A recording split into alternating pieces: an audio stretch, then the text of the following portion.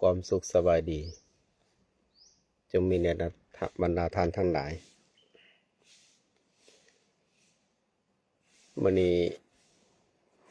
มาเบาเรื่องการที่พบกันเพื่อจากหน้า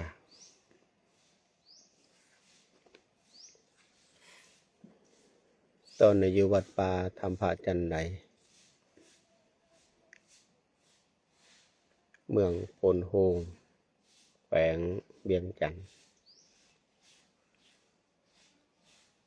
มื้อวานนี้ได้ ขึ้นมาจากจำปาสักไปร่วมงานฉลองกุฏิอยู่ที่บ้านเกิดบ้านหัวดอน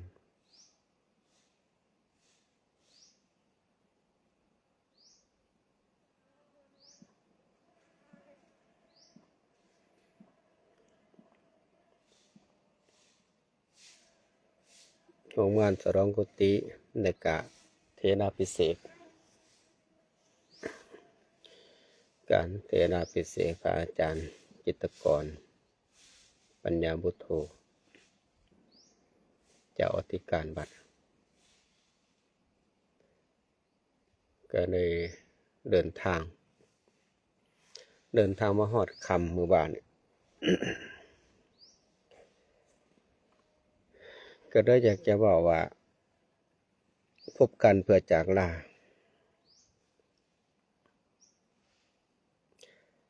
นมัสการเขานะพระอาจารย์ศรีเมืองมงทาทองดำสัญญาณอาจจะบ่เสถียรปานใดสัญญาณบ่ค่อยดีนมัสการครูบาอาจารย์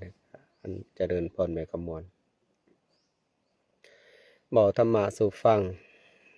เพื่อบ่ให้เสียเวลาคันบอกกลางคืนมันสถานที่นี้บ่มีไฟฟ้าอันสัญญาณก็อาจจะบ่ดีก็มาเช็คเบิ่งว่าสัญญาณมันดีก็เลยมาเว้าสู่กันฟัง เพราะว่าข่าวที่เป็นประเด็นและก็มีความสนใจของสังคมส่วนหลาย ในโลกโซเชียลเห็นกันส่วนหลายอย่างก็คือเฮาเห็นกันนั่นแหละเปิดเฟซขึ้นมาเข้าสู่หน้าFacebook ก็เห็นตอนนั้นขึ้นมาเห็นว่ามีไฟใหม่แต่ว่าส่วนในการระมัดระวังเนาะเพราะว่ามันอากาศร้อนอัคคีไฟนี่จะเกิดขึ้นในทุกบ่อนทุกสถานที่แผ่หลายกันไปดังอัคคีไฟหรือว่าก็เห็นไฟไหม้กุฏิของพระเจ้าประสงค์ก็มีอัคคีไฟเกิดขึ้นบ่ฮู้ว่าสัญญาณดีบ่บ่ฮู้ว่าอันนั้นเสียงดีบ่เนาะอยากจะบอกถ้ามาพบกันเพื่อจากลาพบกันเพื่อจากพบกันเพื่อพากเพราะว่าอันญาติโยมท่านหลายพวกเฮาท่านหลายก็คงจะฮู้กันดีว่าเฮานี่นะ พบกันเพื่อจากพบพ้อกันเพื่อจากอันโดยเฉพาะแม้กระทั่งเฮาเป็นอยู่ในครอบครัวเดียวกันเฮาเบิ่งในสังคมของครอบครัวของเฮาได้สังคมครอบครัวของเฮาได้บางทีครอบครัวของเฮานะ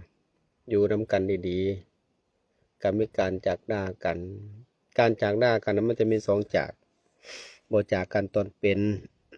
ก็จากกันตอนตายมันก็ย่อมมีการจากหน้ากัน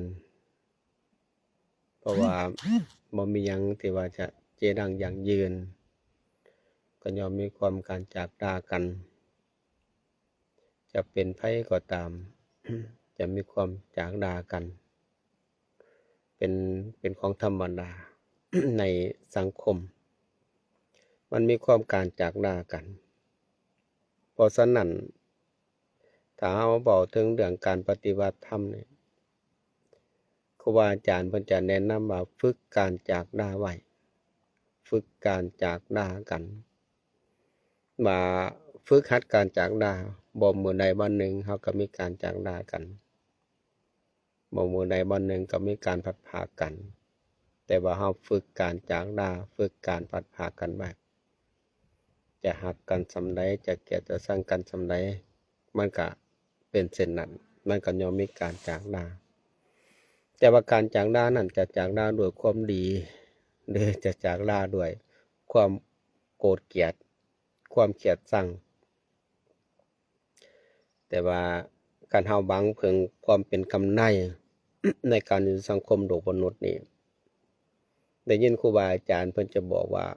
เฮานี่จะหากำไรของชีวิตนี่จะหาอยู่ในรูปแบบไหน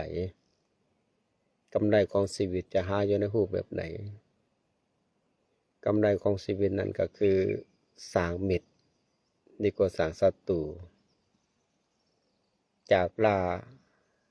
ากันโดยความหักแพงดีกว่าจากลากันโดยความขมขื่นนี่ก็ความจากลาเพราะว่าคือเราเห็นในโลกโซเชียลกันนั่นแหละเรื่องการจากลาที่บ่มีไผปรารถนาคนอยู่ในสังคมอยู่ในครอบครัว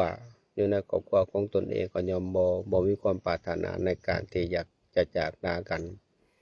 โดยที่บ่มีวันที่จะหวนกลับบ่มีวันที่ว่าจะเห็นกันได้อีกก็คืออยากจะจากลากันตอนเป็น อยากจะจากลากันตอนเป็นเห็นกันตอนเป็นจากลากันตอนเป็นยังสิได้พบพอกันเหมือนพระเจ้าประสงค์นี่แหละจากลาในความเป็นสมณะไปสู่เพศของคฤหัสถ์จากลากันในความเป็นบรรพชิตไปสู่เพศของคฤหัสถ์นี่ก็ยังมีโอกาสที่ว่าจะได้พบพอกันมีโอกาสที่ว่าจะได้เห็นกันแต่ว่าคันไปจากลากันตอนตายเดียวนี่บ่มีวันที่จะได้พบพอบ่มีวันที่จะได้เห็น เพราะฉะนั้นคำว่าจากลาคำเดียวนี่มันกว้างใหญ่ไพศาลมันเป็นเรื่องที่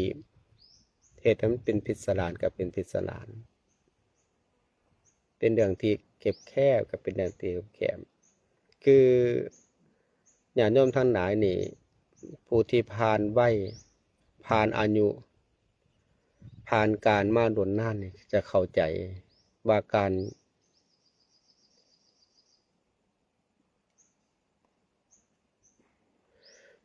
จากลาของคนเนี่ยนะ บ่าเฮามีความการจากลากันระหว่างสายโลหิตกันนี่นะยอมแน่นอนแหละความโศกเศร้าก็ตามมาความโศกเศร้าก็ตามมาความเสียใจก็ตามมากราบนมัสการเด้อเขานะพระอาจารย์เป็ดพุทธรแก้ววิจิตรเบาถ้ามาเรื่องการจากลาเขานะแต่ว่าที่จริงแล้วก็ญาติโยมครูบาอาจารย์ก็เข้าใจอยู่แต่ว่าก็อยากตอกดิมหั้นนะตอกดิมให้เฮาฮวนว่าการจากลาของเฮานี่เพราะว่าเฮาเห็นเนาะเห็นอยู่ในโลกโซเชียลนี่ที่เขาเจ้าลงสีกันลงในเฟซในหยังกันได้คนหลายๆคนก็มีความสงสารบางคนกำลังก่อเนื้อก่อโตบางคนกำลังตั้งรากตั้งฐานก่อเนื้อก่อโตมีครอบครัวกำลังอบอุ่นมีลูกกำลังอันเป็นที่รักของพ่อแม่ของผู้ปกครองมีทรัพย์สมบัติกำลังสื่นสมบ่ว่าจะเป็นบ้านเป็นเรือนเป็นยานพาหนะจะเป็นทรัพย์สินสมบัติกำลังมีความสื่นสมแต่ว่าเหตุบ่เกิดเหตุบ่ขาดเหตุที่บ่มีความปรารถนาก็เกิดขึ้น ในครอบครัวความบ่มีความสิ่งที่บ่มีความปรารถนาเกิดขึ้นในครอบครัวซึ่งทุกๆคนเลยแหละที่บ่มีความปรารถนาอยากจะให้เกิดขึ้นในครอบครัวของตนแต่ก็บ่มีความปรารถนาอยากจะให้เกิดขึ้นกับผู้ใดผู้หนึ่งเช่นเดียวกัน บ่เฉพาะแต่ครอบครัวของเจ้าของแม้กระทั่งคนอื่นคือกันก็บ่มีความปรารถนาที่อยากให้สิ่งเหล่านี้พัดพรากกันไปไหนบ่อยากให้สิ่งเหล่านี้จากกันไปอยากให้สิ่งเหล่านี้อยู่กับสังคมครอบครัวเพราะว่าจิตของคนที่มีความเมตตานี่จะเห็นคนอื่นเป็นสุขแล้วก็จะเกิดความเมตตาเนาะเห็นคนอื่นได้ดีก็จะเกิดความชื่นชมเพราะฉะนั้นเห็นการที่จากไปเนี่ยในหลายคนก็เกิดความเศร้าสลดใจในหลายคนก็เกิดความคิดฮอดคิดถึงบางคนก็พยายามบ่อยากให้มันเกิดกับครอบครัวของตนเองในสิ่งที่จากไปแต่ทั้งนี้ทั้งนั้นสิ่งสำคัญก็คือครูบาอาจารย์เพิ่นจะแนะนำว่าฝึกหัดในการพัดภาคฝึกหัดในการจากลาฝึกหัดในการพัดภาคฝึกหัดในการจากลาเพราะบ่มื้อใดวันหนึ่งความพัดภาคก็จะเกิดขึ้นแก่เฮาบ่มื้อใดวันหนึ่งความจากลาก็จะเกิดขึ้นมาในครอบครัวของเฮาและก็ตัวของเฮาเองถ้าเฮาฝึกหัดในการพบกันเพื่อการจากลาฝึกหัดจนชำนาญบ่มื้อใดวันหนึ่งอ้ายเอ๋ยน้องก็ย่อมมีความพัดภาคกันบ่มื้อใดวันหนึ่งพ่อแม่ก็ย่อมมีความพัดภาคจากเฮาไปบ่มื้อใดมื้อหนึ่งทรัพย์สมบัติที่เฮาหามาได้ก็ย่อมมีความพัดภาคจากเฮาไปแต่ว่าคันเฮาฝึกหัดให้เห็นฝึกหัดจิตฝึกหัดใจให้เห็นความพัดภาคเป็นของธรรมดาเหมือนที่เฮาอยู่กับครอบครัวนี่ล่ะหอนยามมีเบียดมีงานแล้วก็เป็นไปเบียดไปงานนั่นก็คือการจากลาเลยนะการจากลาแต่ว่าการจากลาตัวนี้สามารถหวนกลับคืนได้แต่ว่าการจากลาในสิ่งที่คนบ่ปรารถนาก็คือที่บอกไปนั่นแหละว่าการจากลาอย่างที่บ่มีบัดกลับนั่นก็คือการตายแล้วคนเฮาบ่มีความปรารถนาอยู่แล้วในการตายอยากจะให้อยู่อ้ายเอ๋ยน้องพ่อแม่ครอบครัวอยากจะให้อยู่นำกันไปแต่ว่าสัจธรรมของชีวิตสังคมของชีวิตมันก็ยอมเป็นเช่นนั้นแต่ว่าถ้าผู้ฝึกดีแล้วนี่ก็จะสบาย ผู้ฝึกดีแล้วก็จะสบายตอนที่อยู่วัดป่าธรรมภาจันไดกำลังขึ้นมาเมื่อวานนี้ ขึ้นมานะก็เข้ามาไปเรื่อยที่เดี๋ยวว่าจะนอนอยู่วัดหน้าดีก่อนจะขึ้นหนึ่งก็ได้คิดว่ามันมีโอกาสได้มาแล้วมีครูบาอาจารย์ไปรับอยู่สนามบินก็ได้เขามาเลยแต่อีก2 มื้อวันที่2เนี่ยจะเข้าไปวัดศรีสะเกษอันมีการสาธยายพระไตรปิฎกถวายอายุวัฒนมงคลพระเดชพระคุณพระทานใหญ่มหาเวทมาเสนัยห้ององค์การพุทธศาสนาสัมพันธ์แห่งประเทศลาวมีการสาธยายพระไตรปิฎกเพื่อเป็นถวายเป็นพุทธบูชาธรรมบูชาสังฆบูชาแต่เป็นการถวายอายุวัฒนมงคลประทานเป็นการถวายอายุวัฒนมงคลโดยที่ความตั้งใจของพระอาจารย์ปอ.ศรีสุขเสริมคุณมีความตั้งใจอยากถวายอายุวัฒนมงคลโดยการมนต์คณะครูบาอาจารย์ไปสาธยายพระไตรปิฎกแม่แหละกลับบ้านแล้วไม่ออกนี่ มาหอดมื้อคืนนี่หอดกะ7:30มาหอดจากบางเสาร์กลับไปบิณฑบาตตามปกติซึ่งวัดนี้มันห่างไกลจากหมู่บ้านแน่ห่างไกลหานักหากิโลที่ห่างไกลจากหมู่บ้านกับพระสงฆ์ตอนนี้อยู่นำกันก็เกือบ10เนี่ยพระสงฆ์เพิ่นออกมาจากวัดนาดีเนาะก็ สืบต่อการพัดพรากอีกการพัดพรากการจากลาการจากลาทิ้งสิ่งที่เฮาบ่มีความปรารถนา หรือว่าบางคนอาจจะมีความปรารถนาบางคนก็อาจจะมีความปรารถนากันได้เนาะ ปรารถนาอย่างไหนน่ะก็คือในการเป็นอยู่บ่มีความสอบพอกันในการเป็นอยู่บ่มีความที่ว่าถึกมกถึกใจมันก็มีความปรารถนาอยากจะพากกัน แต่ว่าถ้าเฮาการเป็นอยู่ของเฮามีความสมานสามัคคีการเป็นอยู่ของเฮามีความรักมีความคุ้นเคยมีความผูกพันก็ยอมบ่อยากจากลายอมบ่อยากจะพลัดพรากก็อยากอยู่นำกันไปตลอดถึงแม้ว่าจะมีอายุการล่วงโรยไปจะมีความแก่ความชราเข้ามาก็ตามแต่ความปรารถนาของคนที่มีความผูกพันนั้นก็บ่อ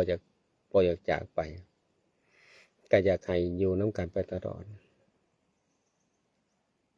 ถึงจะเฒ่าส่ำใดก็ตามเขายอมบ่อยากพรากกันลูกเต้าเห็นพ่อแม่จะเป็นอายุ100 ปีก็ตามแต่ก็อยากปรารถนาให้พ่อแม่อยู่นำตลอดอยากให้พ่อแม่อยู่นำตนเองตลอดโดยความรักแพงเนาะมันก็เป็นจังซั่นเพราะว่าทุกคนก็มีความปรารถนาจั่งซี้กันอยู่แล้วแต่บ่ถึงจั่งใดก็ตามความพลัดพรากมันก็ย่อมมีนำทุกคนความจากลาก็ย่อมมีนำทุกคนเพิ่นจะว่ามีพบก็ย่อมมีจากมีพ้อก็ย่อมมีหน้าแต่ว่าทางนี้ทางนั้นเฮาจะพบพ้อกันจากลากันในช่วงใดเวลาใดในโอกาสใดพร้อมเนาะจากลากันอยากให้คนอื่นคิดฮอดคิดถึงก็จากลากันโดยความดีจากลาโดยความดีแล้วก็ความบ่ดีนี่ก็คือความจากลาความพลัดพรากแต่ว่าการจากลาโดยความดีจะคิดฮอดกันอยู่ตลอดบัดเวลาผ่านไปจะโดนนานส่ำใดก็ตามก็จะมีความคิดฮอดกันอยู่ตลอดถ้าวันเวลาผ่านไปจะโดนนานก็จะมีความคิดฮอดคิดถึงกันจะผ่านไป10-20 ปี30 ปีก็ตามหรือจะหลายกว่านั้นก็ตามโดยเฉพาะในการที่เฮานั่งสมาธินะนั่งสมาธิแล้วจิตมีความสงบมันจะอดีตมันจะผุดขึ้นมาอดีตที่เฮาหลงลืมไปแล้วอดีตที่มันผ่านการเวลาไปแล้วแต่ว่าสิ่งเหล่านี้มันจะเกิดขึ้นมาแก่เฮา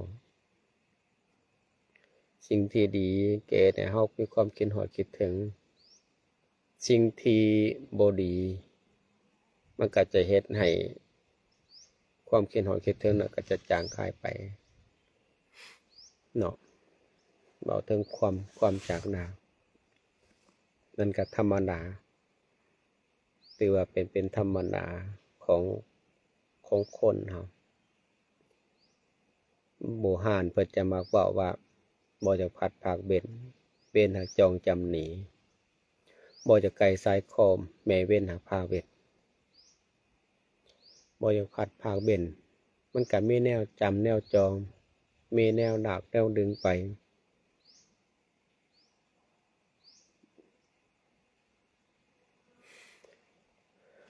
ทรัพย์สมบัติเฮาบ่อยากจากญาติพี่น้องเฮาบ่อยากพรากคู่ครองเฮาบ่อยากจากลา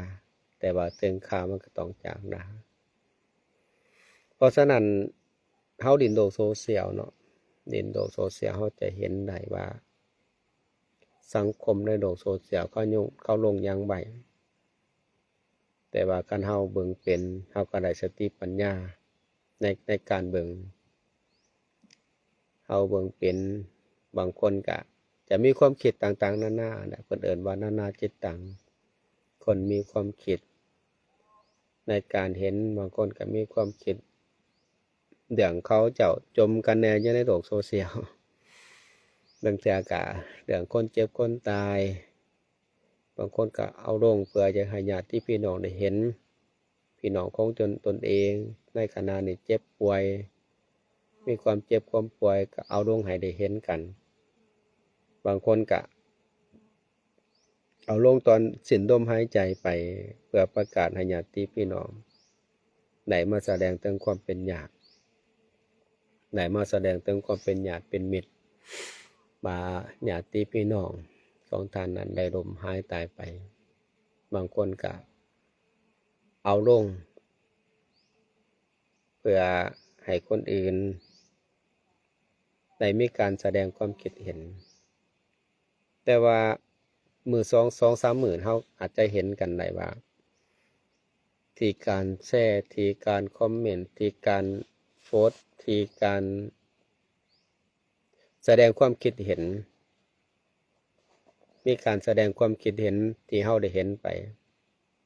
ก็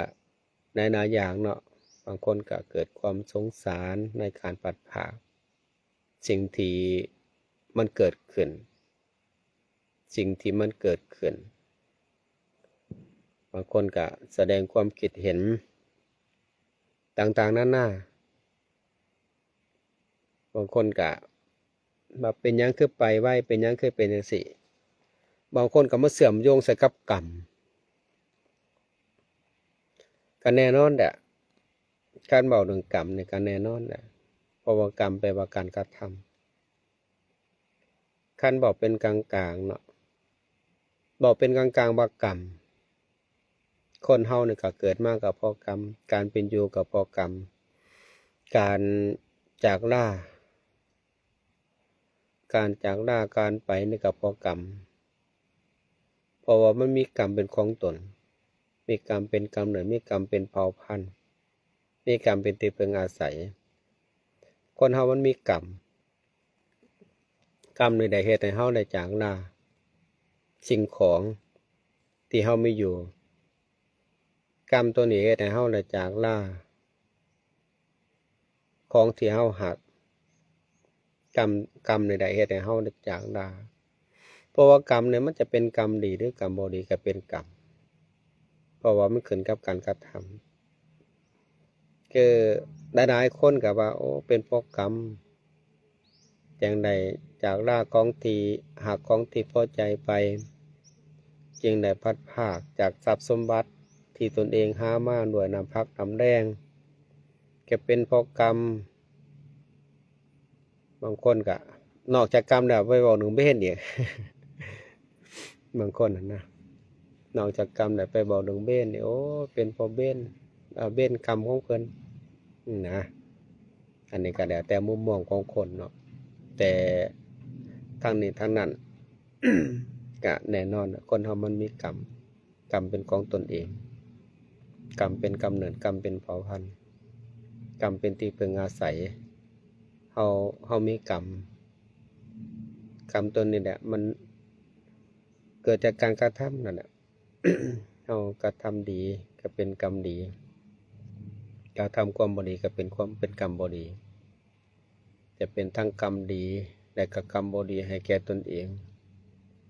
สิ่งสำคัญก่อนเฮาสิไปโทษกรรมโทษเวรก็เบิ่งการกระทำของเฮาเอง ก่อนที่เฮาจะไปโทษกรรมก่อนที่เฮาจะไปใส่หายเวรนะเพราะว่ากรรมก็เป็นเรื่องของปกติ กรรมเนี่ยก็เป็นเรื่องของปกติอยู่แล้วแต่ สิ่งสำคัญนั้นเฮาจะไปโทษกรรม เขาจะไปโทษกรรมโทษเวรกับว่าอะไร ต้องโทษการกระทำคือบางกีก็มีไอจัวที่มาจำพรรษานำกันแล้วก็จะคิดจะได้ไอจัวนะครับอายุ21-22 ปีได้แล้วกลับมากราบว่าพระอาจารย์เขาหน่อยมาขอคำมาไอจัวที่จำพรรษานำกันแล้วก็บอกว่าเขาหน่อยขาดความสำรวมด้วยที่ว่าใส่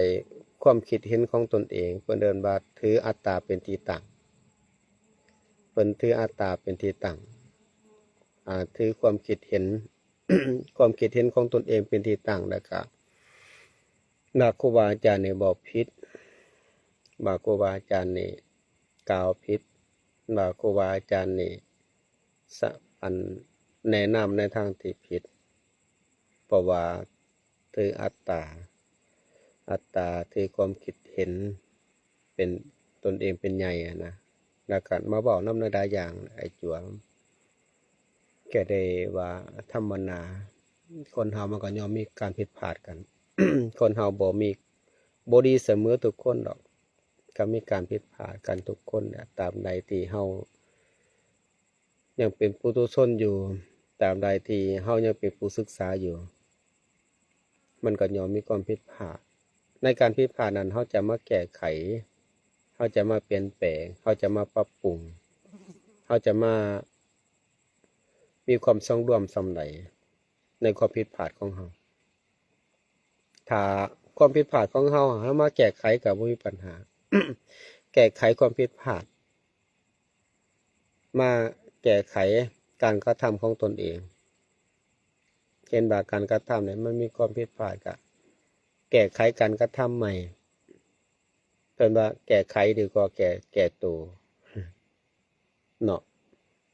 ญาติโยมทนายคือจะได้ยินกันจนสิ้นหูเลยล่ะ แก้ไขดีกว่าแก้ตัวแก้ไขการกระทำถ้ามันมีความผิดพลาดเพื่อแก้ไขการกระทำของเจ้าของ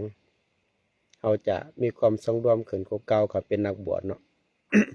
ก็เป็นนักบวชนี่ครูบาอาจารย์จะบอกง่ายๆเลยถามมีลูกศิษย์ลูกหามาขอคำมาถามมีลูกศิษย์ลูกหามาขอคำมาต่อพ่อแม่ครูบาอาจารย์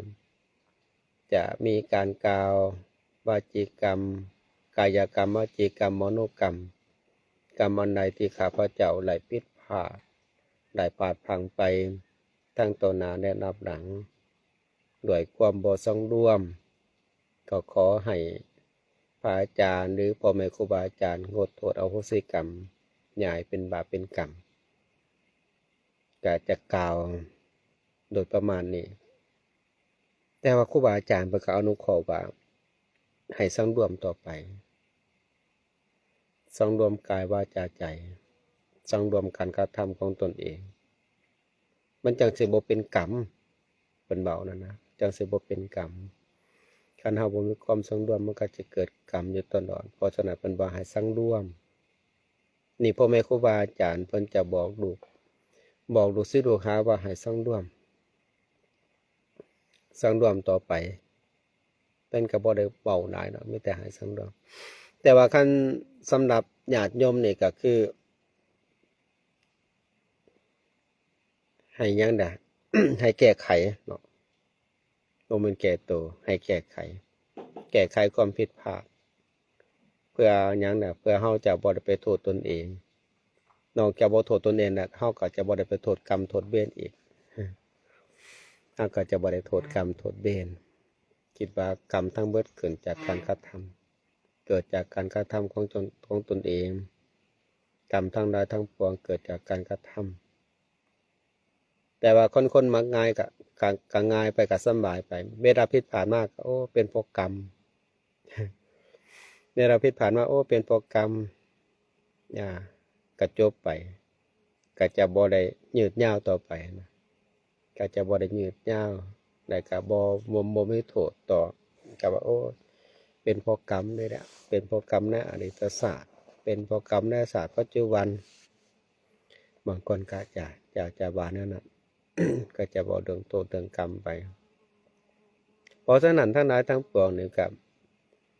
ถึงจะเป็นกรรมเป็นหยังก็ตามมันก็ย่อมมีความพัดภาคเนาะย่อมมีความพัดภาคจากกันไปคนเฮานี่มัน จากกันลักษณะไหนยกตัวอย่างคือผู้หญิงผู้หนึ่งนะ ผู้หญิงผู้หนึ่งชื่อเพิ่นนี่ว่านาง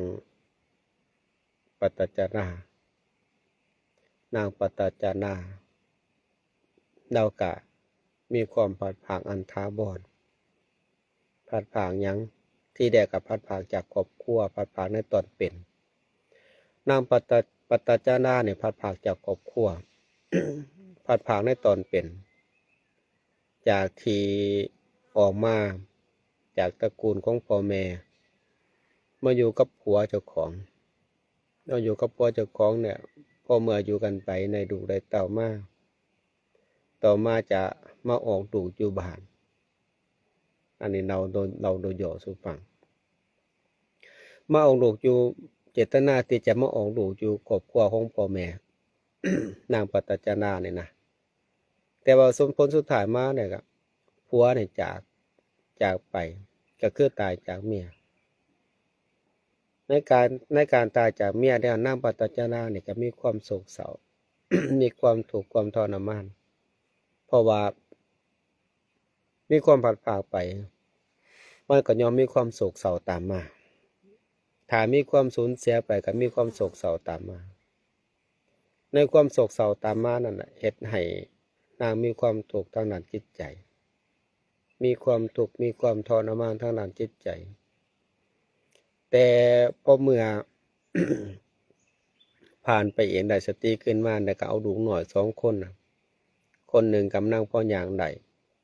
คนหนึ่งยังแดงอยู่เพราะว่ากำลังออกลูกใหม่ต้องได้อุ้มไปต้องได้จูงไป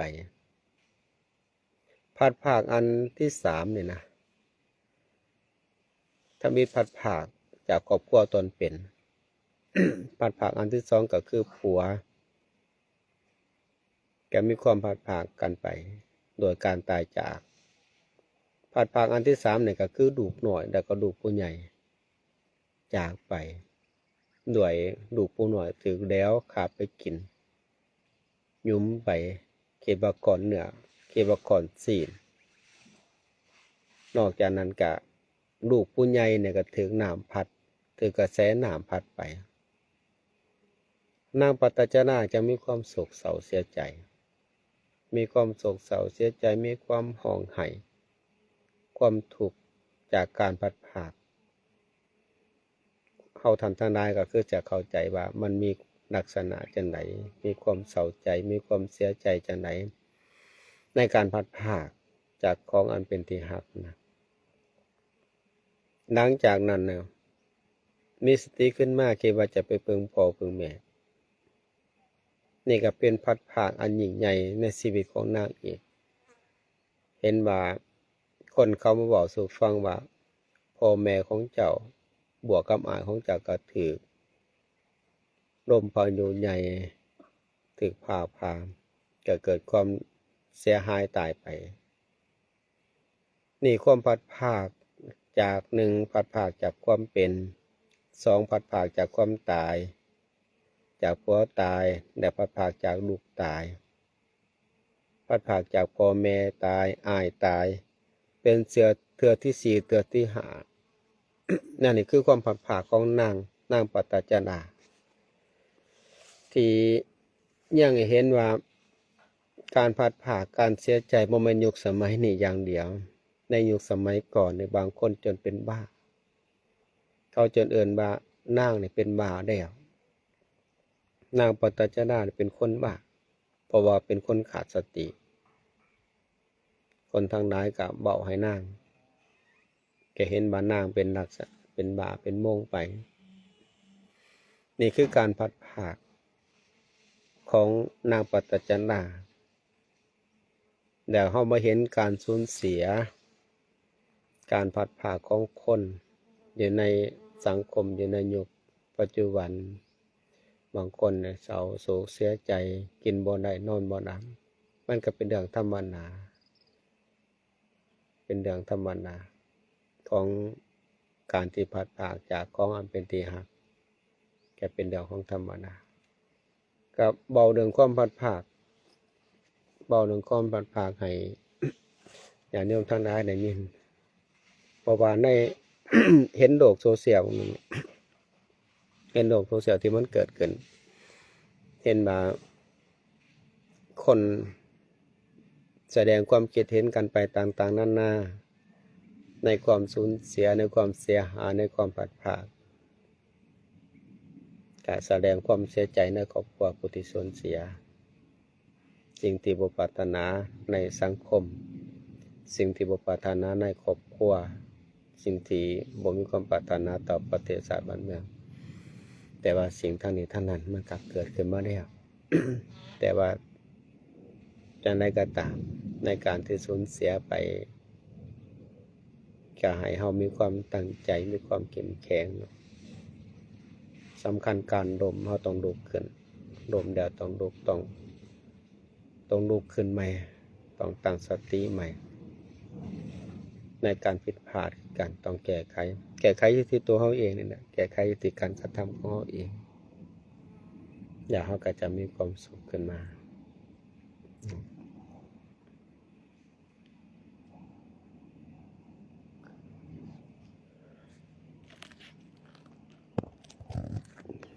จะได้สดให้เบิ่งทางหน้า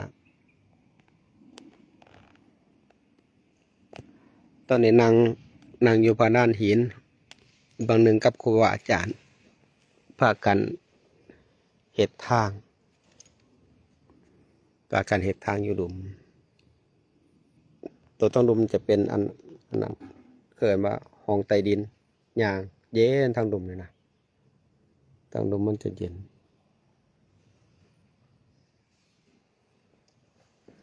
ก่อนที่จะไหว้พระก็ได้บอก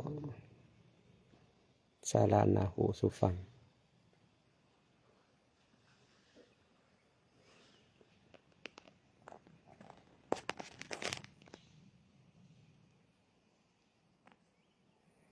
อยู่ที่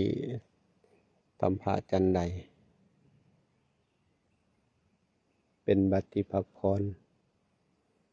อยู่นี่ก็สำบายเพราะว่าสถานที่มันห่างไกลจากหมู่บ้านก็ได้สะดวกสบายมีแต่ตอนเช้าก็ไปบิณฑบาตเป็นหมู่บ้านบ้านแจงสว่างนั้นเป็นหมู่บ้านทหารเป็นหมู่บ้านพนักงานญาติโยมจะใส่บาตรก็บ่ค่อยมีปานใดก็เป็นอนุเคราะห์เด็กๆน้อยๆไปครับญาติโยมครูบาอาจารย์ก็พากันไปก็องค์10องค์ก็แล้วแต่มือได้มือน้อยนะครูบาอาจารย์แต่ว่าส่วนได้ก็หลังจากคนบางเบียทางวัดนาดีมันก็จะเข้ามาบางครูบาอาจารย์ก็มาเข้าปฏิบัติสักกรรมอยู่นี่เพราะว่ามันสถานที่เหมาะสมอยู่ปฏิบัติแล้วก็เจริญภาวนาไปเฮ็ดกิจวัตรนำกัน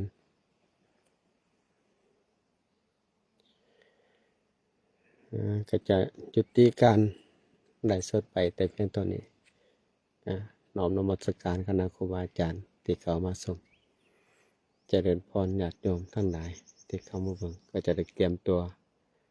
ทรงน้ำเพื่อไปพาสวดมนต์เจริญภาวนาในภาคค่ำของมื้อนี้ อนุโมทนาบุญกับท่านทั้งหลายแล้วก็อนุโมทนาบุญกับครูบาอาจารย์ก็ท่านทั้งหลายมีความสุขความเจริญอยู่เย็นเป็นสุขโดยการทุกท่านทุกคนเถิด